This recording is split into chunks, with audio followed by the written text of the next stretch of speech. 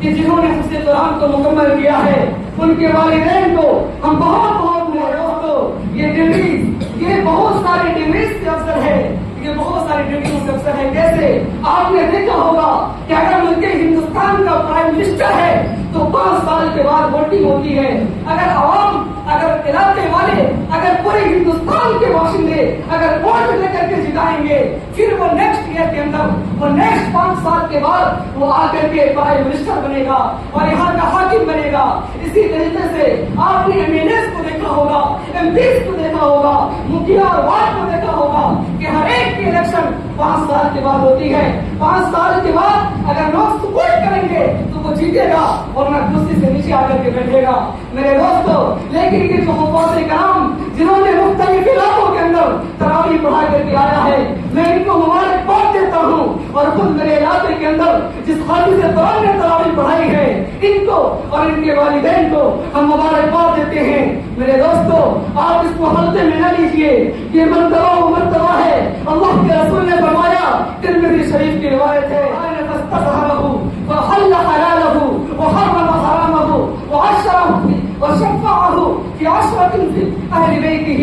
کہ میرے دوستو ایک حافظ قرآن کا پاور یہ ہے ایک حافظ قرآن کا پاور یہ ہے کہ اللہ کے رسول نے فرمایا کہ فی 10 من اہل بیتہ وجبت لهم النار کہ 10 ایسے آدمی اس کے فیملی ممبرس کے اندر 10 ایسے آدمی جن کے اوپر جہنم واجب ہو چکی ہوگی وہ حافظ قرآن ان کے ہاتھ کو پکڑ کر کے اور وہ جنت میں لے جائے گا.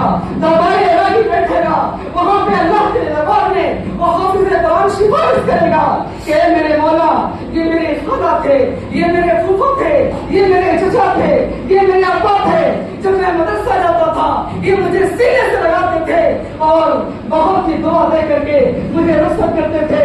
مولا اگر تو ان لوگوں کو جہنم میں ڈالنا چاہتا ہے تو پہلے مجھے جہنم میں ڈال اس کے بعد میرے فیملی والے کو میرے خاندان والے کو جہنم میں ڈالنا. میرے دوستو اللہ کے دربار کے اندر اس حافظ قرآن کی سفارش قبول کی جائے گی اور اس حافظ قرآن سے کہا جائے گا کہ حافظ قرآن تم اپنے خاندان والوں میں 10 ایسے آدمی جس پر جہنم واجب ہو چکی ہے تم اس کے ہاتھ کو پکڑ کر جنت میں لے جاؤ. کہاں لے جاؤ؟ جنت میں لے جاؤ.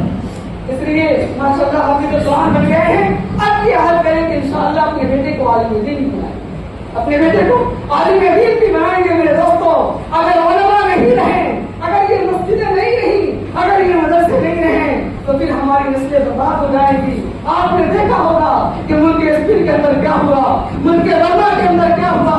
وہ علماء ہی ہیں جنہوں نے دہلی کے جنتر منتر میدان کے اندر تمام ایم ایل اے اور تمام ایم پیز اور تمام بڑے بڑے لیڈران کو جمع کر کے اور پھر اپنے دین شریعت کو بچانے کے لیے وہ اعلان کیا ہے وہ پروٹیسٹ کیا ہے وہ احتجاج کیا ہے. آپ نے پٹنہ کے اندر بھی دیکھا کہ ماشاءاللہ وہاں بھی ایک بڑی بھیڑ آئی تھی اور انہوں نے اپنے شریعت کو بچانے کے لیے یہ وقت کا مسئلہ بہت بڑا مسئلہ ہے. بس زیادہ وقت نہیں لوں گا کہ وقت کا مسئلہ بہت بڑا مسئلہ ہے. کیسے ہے؟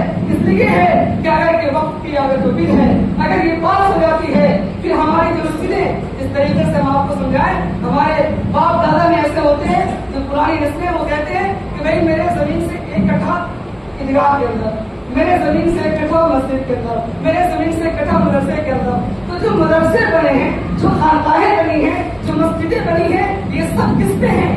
وقف کی. اکثر ایسی ہیں جو وقف کی زمینوں پر ہے. اگر وقف کی زمین اگر سرکار اور ہندوستان کی حکومت اگر اس بل کو اگر پاس کرتی ہے تو پھر کل آ کر کے ووٹ لگا دیا جائے گا اور یہ نوٹس آ جائے گی کہ بھائی یہ جو مسجد بنی ہوئی ہے یہ وقف یہ جو ہے وقف کی زمین ہے یہ سرکار کے حوالے کرو.